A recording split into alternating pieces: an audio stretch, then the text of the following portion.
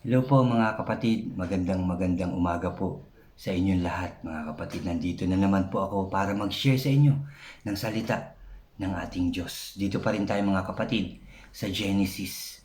Pero bago tayo mag-start, tayo po ay mananalangin. Magsiyuko po tayo. Aming Diyos na makapangyarihan sa lahat, maraming salamat na naman Lord, una sa umagang ito, dahil ginising mo na naman po kami lahat ng maayos at malakas ang katawan. Thank you Lord, thank you Jesus, thank you Holy Spirit. Lord, salamat din sa pagkakataon na naman na binigay mo upang kami makapag-aral, makarinig, makapagbasa ng iyong mga makapangyarihan salita o Diyos. Lord, buksan mo po ang aming mga puso't isipan upang ito'y lubusan naming maintindihan at maitatak namin sa aming mga puso o Diyos. Lord, samahan mo po ako, gabayan, turuan, upang puro salita mo lamang o Diyos ang lumabas sa aking bibig. Lord, inaangkin na namin ang katagumpayan ng aming gawaing ito o Diyos. Sa tanging pangalan ng aming Panginoong Kristo, lahat tayo ay magsabi ng Amen and Amen. At ito po ang aking channel.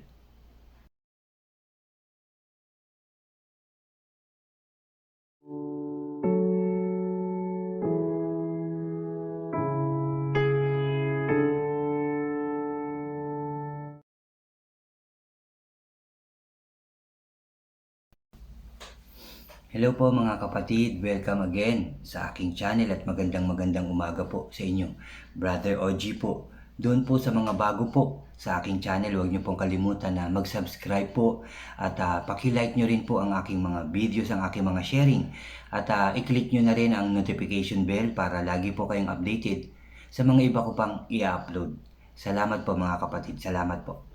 So, kahapon sinare ko sa inyo ang chapter 23 mga kapatid, na may pamagat itong namatay si Sarah at bumili si Abraham ng libingan. No po. Ngayon po, dito po tayo sa chapter 24. Sa tingin ko ito ay medyo pinakamahaba na dito sa aking isi-share sa inyo dito sa Genesis, dahil ito po ay verse 1 hanggang verse 66 po mga kapatid, 67 ang aking sharing ngayon, kaya tayo po ay mag-uumpisa na. Ito po ay may pamagat ng nag-asawa si Isaac. Matandang-matanda na noon si Abraham at pinagpalang mabuti ni Yahweh. Sabing ganyan, ulitin ko lang.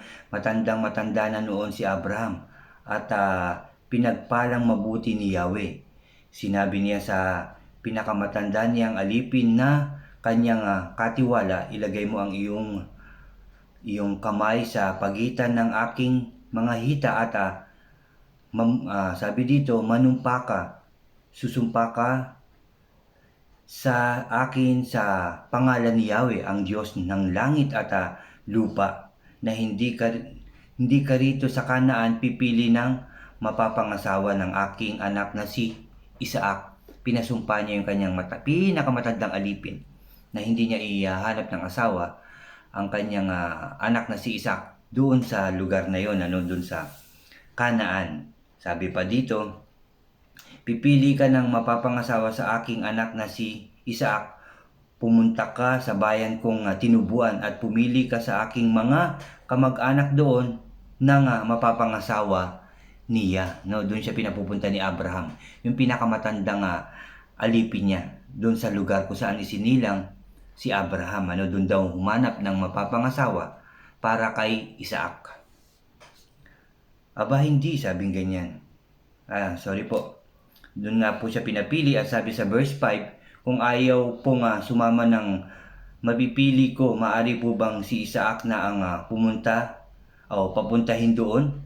Tanong ng alipin. No? Kung ayaw sumama, kasi kukuha nga ang matandang alipin doon sa lugar ni Abraham at magdadala siya ng mapapangasawa. Paano daw kung ayaw sumama ng babaeng napili niya? Pwede daw bang si Isaac na lang ang pumunta? Tanong ng alipin. Aba hindi, huwag mong papupuntahin doon si Isaac, sabi ni Abraham. Tugon ni Abraham, nilisan ko ang tahanan ng aking ama at iniwan ang lupain ng aking mga kamag-anak sapagkat dito ako pinapunta ni Yahweh. ang Diyos ng kalangitan. Nangako siya nga ibibigay ang lupain ito sa aking lahi. Magsusugo siya ng kanyang anghel na mauuna sa iyo upang tulungan ka sa pagpili ng mapapangasawa ng aking anak. No? Sinabi ni Abraham, sasamahan ka o mauuna sa iyo doon ang anghel upang makapili o pumili ng mapapangasawa ni Isaac. Ngayon, kung ayaw sumama ng mapipili mo, wala ka ng pananagutan sa akin. Ngunit huwag mong papupuntahin doon ang anak ko. Kaya tayo nilagay ng alipin ang kanyang kamay sa pagitan ng hita ng Panginoon niyang si Abraham at nanumpang susundin ito, mga kapatid. Naghanda ang alipin ng 10 kamelyo ng kanyang Panginoon matapos kargahan ng maraming panregalo. Naglakbay siya patungo Mesopotamia sa lungsod na tinitirhan ni Nahor. Kamag-anak po ito ni Abraham, si Nahor. Pagsapit sa labas ng lungsod, huminto siya at pinaluhod ang mga kamelyo sa tabi ng balon ng tubig na naroroon. Sa gayong oras tuwing magdarapit hapon, dumarating ang mga babae para umigib. Siya ay nanalangin ng ganito. Sabi ng alipin, mga kapatid, nanalangin siya pagdating doon sa may balon. Yahweh, Diyos ng Panginoon kong si Abraham, maging matagumpay nawa ang aking lakad. Tuparin po ninyo ang inyong pangako sa aking Panginoong si Abraham. Amen. Nawa ganun din tayo. Tingnan niyo siya. Bago magsimula ang kanyang mga gagawin, nanalangin siya, natulungan siya ni Yahweh, ng ating Diyos, ng ating Panginoon, na lumikha ng langit at lupa. Nawa ganun din tayo, mga kapatid, sa tuwing tayo may gagawin, ano man ang ating balak, iisipin, gagawin. Excuse po. Nawa, lagi po tayong manalangin at humingi ng tulong, gabay at proteksyon sa ating Diyos na makapangyarihan sa lahat. Tatayo po ako rito sa tabi ng balon, sabi ng alipin, at hihintayin ang pagdating ng mga babae buhat sa lungsod para umigib. Ako po makikiinom sa isa sa kanila. Kapag sinabi niyang uminom ka at painumin ko rin ang iyong mga kamelyo, iyon na sana ang babaeng inihanda ninyo para sa inyong aliping si Isaac. Sa gayon, malalaman kung tinupad na ninyo ang inyong pangako sa aking Panginoon. Makikiinom siya at pag pinainom siya, pati yung kanyang mga kamelyo, yun na daw yung bibigay ng ating Panginoon, ng ating Diyos para kay Isaac. Sabi nung alipin, mga kapatid.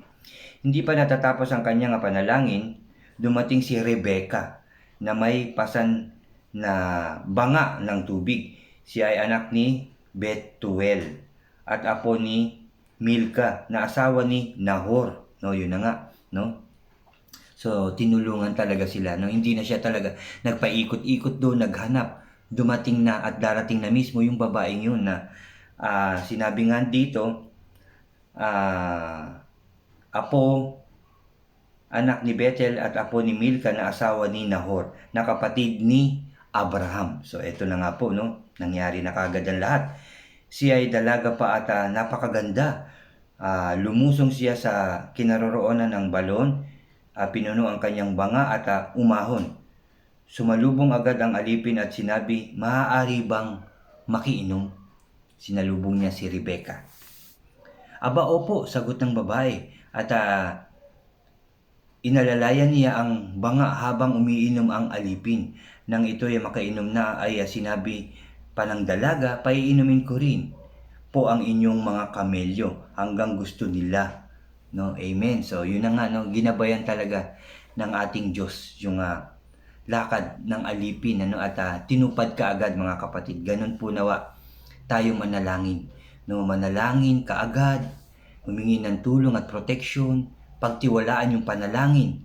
Mga kapatid, pagtiwalaan natin lahat ng ating ipapanalangin dahil yun ay binibigay na natin sa ating Diyos. At sigurado ko, mga kapatid, ang ating panalangin ay matutupad in Jesus' name. Sabi pa dito, isinalin niya sa painuman ang laman ng banga at pabalik-balik siyang sumalok hanggang sa mapainom ang lahat ng kamelyo. Tahimik na pinagmamasdan ng alipin ang dalaga at inisip kung iyon na kaya ang sagot ni Yahweh sa kanyang panalangin. Amen. Matapos makainom ang mga kamelyo, inilabas ng alipin ang dala niyang mamahaling singsing at 2 porseras na pawang lantay na ginto at binigay sa dalaga. Singsing kagad ang binigay at pulselas, mga kapatid, na ginto, no? Pagkatapos ito ay tinanong niya, "Sino ba ang iyong mga magulang? Maaari ba kaming makituloy sa inyo ngayong gabi?" Sumagot ang babae, "Ako po'y anak ni Betuel, na anak ni Nahor at Milka. Maluwag po sa amin at maraming pagkain para sa inyong mga hayop." Sabi pa dito, pagkarinig niyon, lumuhod ang alipin at sumamba kay Yahweh. Purihin si Yahweh, ang Diyos na Panginoong kung si Abraham. Hindi siya sumira sa kanyang pangako, pinatnubayan niya ako sa pagpunta ko dito. Sabi dito, pinatnubayan niya ako sa pagpunta sa bahay ng mga kamag-anak ng aking Panginoon. Ganun nga mga kapatid, kung tayo talagang taos puso na buong puso na mananalangin, nahihingi ng tulong, gabay, guidance, protection sa ating Diyos, ipagkakaloob po niya dahil makikita niya yung ating puso, makikita niya yung ating pagsunod sa Kanya, kaya tayo ay magtatagumpay. Ibibigay niya kaagad ang ating panalangin, mga kapatid, at pag binigay niya yun, mga kapatid, magpasalamat po tayo kaagad sa ating Diyos sa pagbigay niya ng kung ano yung bibigay niya sa atin, yung katagumpayan na ibibigay niya sa atin. Lagi natin yan ipagpasalamat. At mga kapatid, dapat pag pinanalangin natin yan, paniwalaan na natin at agad natin ipagpasalamat na yan sa ating Diyos dahil yan ay Kanyang ibibigay. Amen and amen. Sabi pa dito, nagmamadaling umuwi ang dalaga at isinalaysay ang buong pangyayari, no? Ulitin ko lang, verse 28, mga kapatid. Nagmamadaling umuwi ang dalaga at isinalaysay ang buong pangyayari sa tahanan ng kanyang ina. Si Rebecca ay may kapatid na lalaki na ang pangalan ay Laban. Patakbo siyang pumunta sa batong kinaroroonan ng lalaki nang marinig niya ang salaysay ng kanyang kapatid at makita ang singsing at ang mga porseras na suot nito. Nakita nga niya ang tao sa tabi ng balon. Pumunta yung kanyang kapatid, pati ang kanyang mga kamelyo. Sinabi ni Laban, bakit nandyan po kayo sa labas? Tayo na po sa amin. Lalaki nga pinagpala ni Yahweh. Nakahanda na po ang pangangailangan ninyo at ang sisilungan ng inyong mga kamelyo. Nakahanda na kagad. Napakabuti nila, mga kapatid. Pinatuloy kagad. Nakita kasi bakit ka nasa labas. Nakahanda na ang iyong mga kakailanganin at sisilungan ng iyong mga kamelyo. Pag hinanda talaga ng ating Diyos, pag inayos na talaga, kumpleto kagad, walang kulang. Maaring labis pa, pero hindi magkukulang ang ating Diyos. Pag pinagkatiwalaan natin siya, ibinigay na natin sa Kanya ang ating panalangin, ang ating mga kagustuhan, pangarap, yung ating mga minimithi. Pag binigay niya yan sa iyo, mga kapatid, sigurado kong maayos ka agad at labis pa sa ating mga hinihingi sa Kanya. Amen.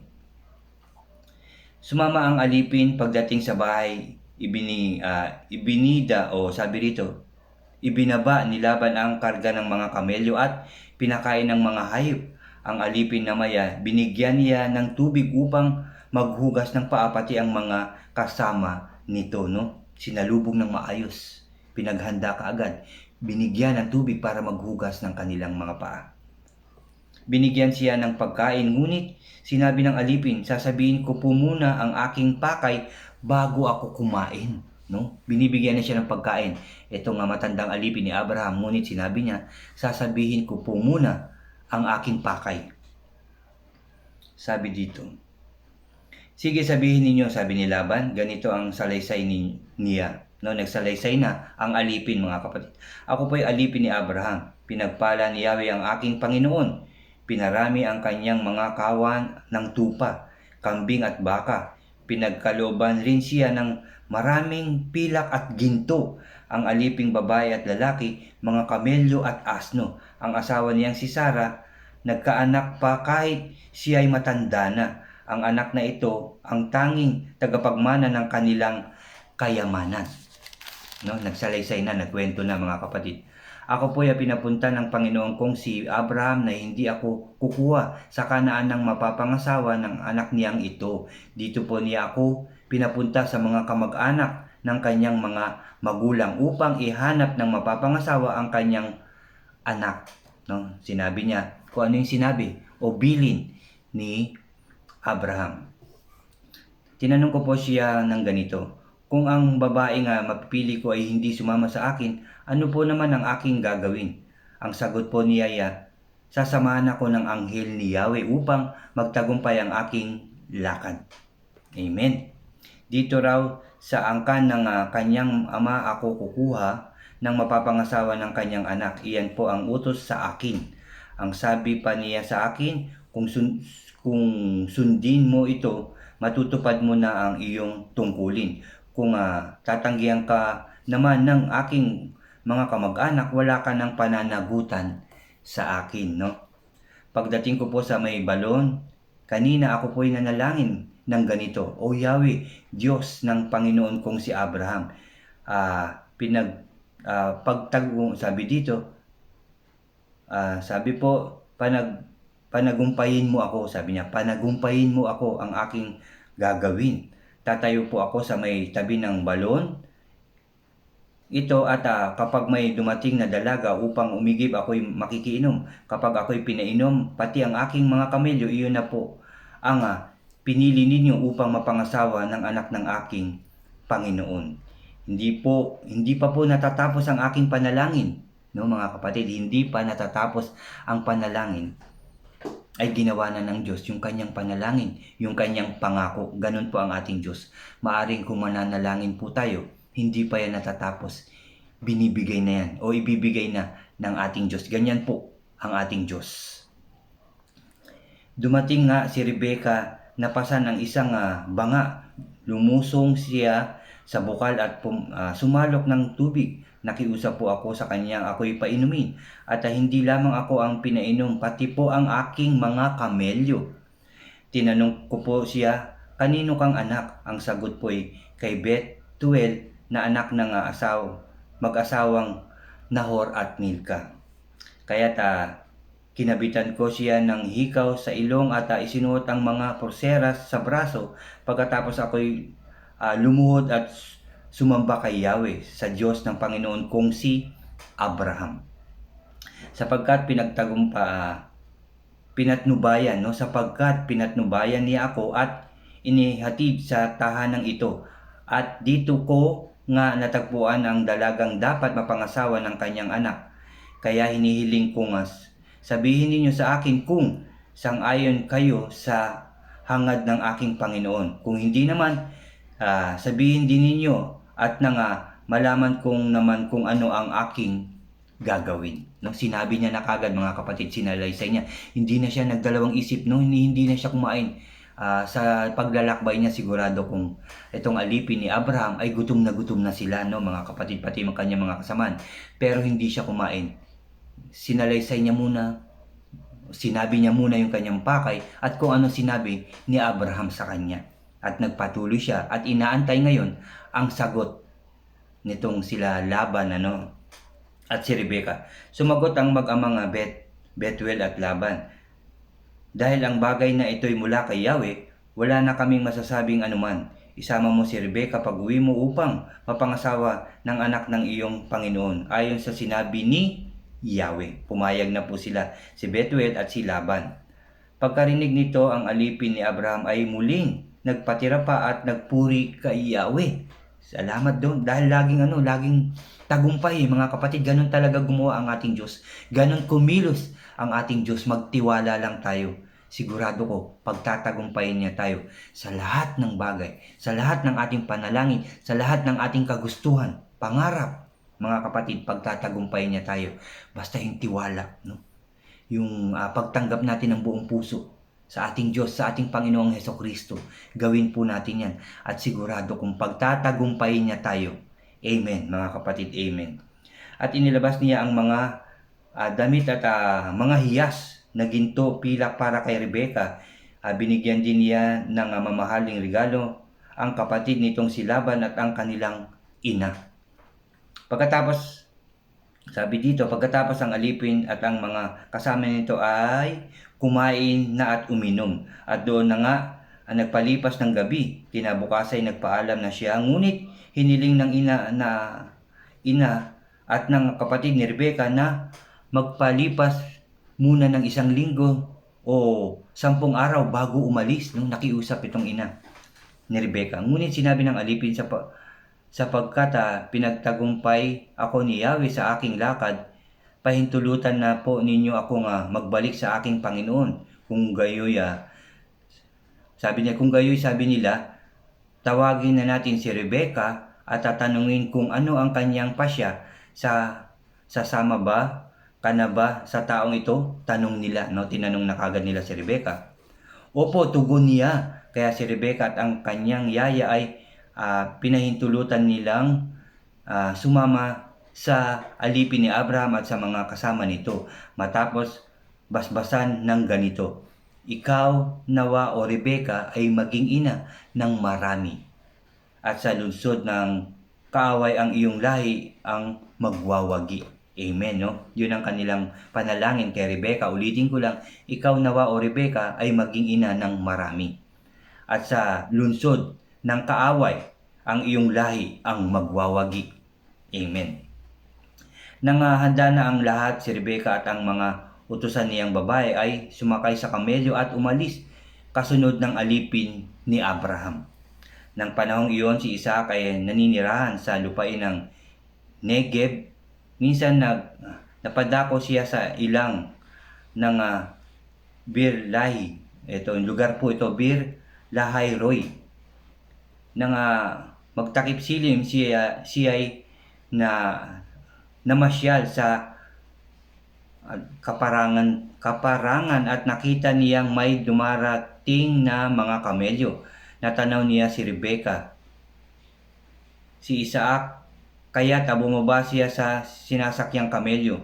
Lumapit sa alipin, sumunod sa kanyang, sabi dito, lumapit sa aliping sumundo sa kanya at nagtanong, sino ang lalaking iyon na papalapit sa atin? Sabi ni Rebecca. Siya po ang aking Panginoon, sagot nito. Kumuha ng belo si Rebecca at tinakpan ang kanyang mukha. Isinalaysay ng alipin kay Isaac ang mga ginawa niya. Pagkatapos dinala ni Isaac si Rebecca sa tolda ni Sarah ng kanyang ina at ito'y naging asawa niya. Minahal ni Isaac si Rebecca at siyang naging kaaliwan niya sa pagkamatay ng kanyang ina. Amen and amen. Yan po ang katapusan ng verse 24, mga kapatid. Dito sa Genesis pa rin. Napakaganda, Makikita po natin dito na sinunod kaagad ng alipin ni Abraham ang utos, At sinabi ni Abraham na papatnubayan siya ng anghel ng ating Diyos. At nagpatuloy siya sa kanyang paglalakbay. At bago pa siya makarating, nanalangin na siya na pagtagumpayin siya ng ating Diyos. At yun nga, hindi pa, sabi dito sa Biblia, mga kapatid, hindi pa natatapos ang kanyang panalangin, dininig na kagad ng ating Diyos. At siya'y pinagtagumpay niya. Nagtagumpay nga siya, sinalaysay niya ang kwento at pumayag na kagad ito. Kinabukasan, nakasama niya na si Rebecca. At yun nga, nadala niya na sa lugar kung saan nandun sila Abraham at Isaac. Ulitin ko lang, mga kapatid, ganun nawa po tayo sa ating panalangin. I-accept na kagad natin, tanggapin na kagad natin ang katagumpayan ng ating panalangin, dahil binubuka pa lang natin ang ating bibig sa ating pagpapanalangin, sa ating dasal. Naririnig na kagad yan ng ating Diyos. Nakikita niya na kagad yung ating nasa puso at nababasa niya yung ating nasa isip.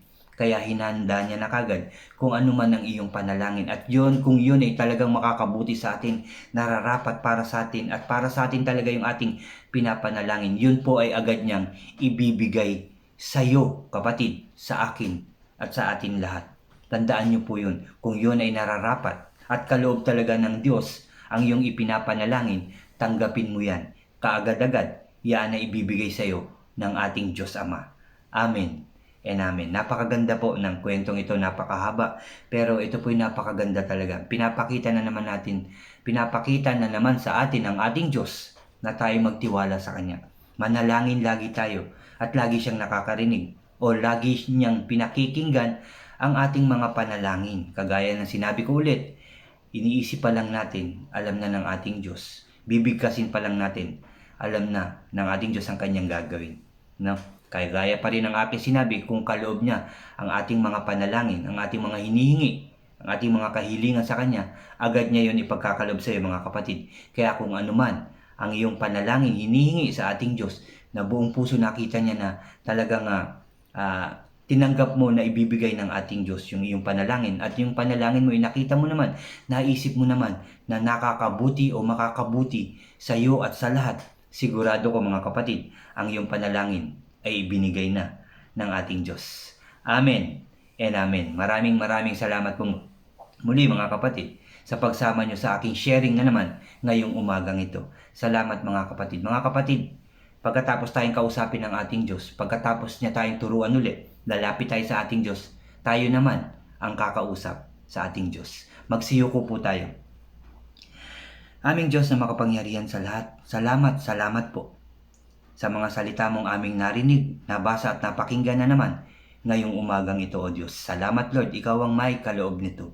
Tinuturuan mo na naman kami, Lord, na magtiwala sa aming mga panalangin sa iyo dahil Ikaw ang aming kinakausap, Ikaw ang aming Diyos, Ikaw ang aming Ama na makapangyarihan sa lahat at walang imposible sa iyo, O Diyos.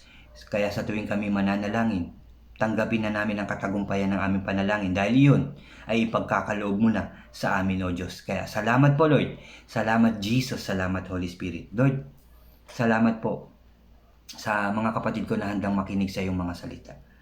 Pagpalain mo po sila. Pagpalain mo po kami lahat, O Diyos. Ganon din ang mga bishop, pastors, leader na naglilingkod sa inyo, O Diyos.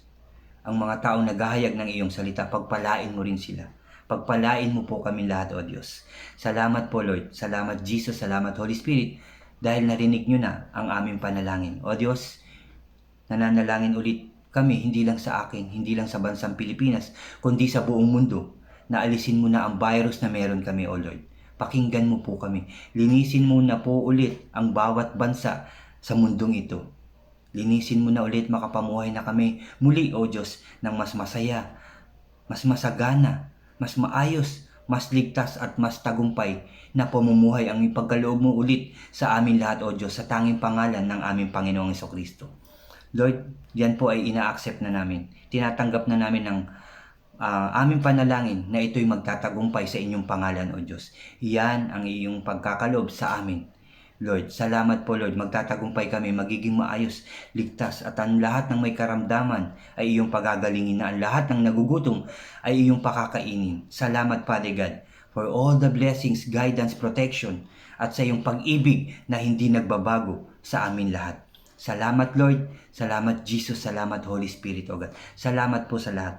Salamat po sa kaligtasan, O Diyos, sa tahanang ito, sa lugar na to, sa buong Pilipinas, sa Japan, O Lord, sa Hong Kong, sa Amerika, saan man, Lord, saan mang bansa. Kami lahat ay iyong poproteksyonan, gagabayan, pagtatagumpayin, pasasaganahin. Salamat, Lord.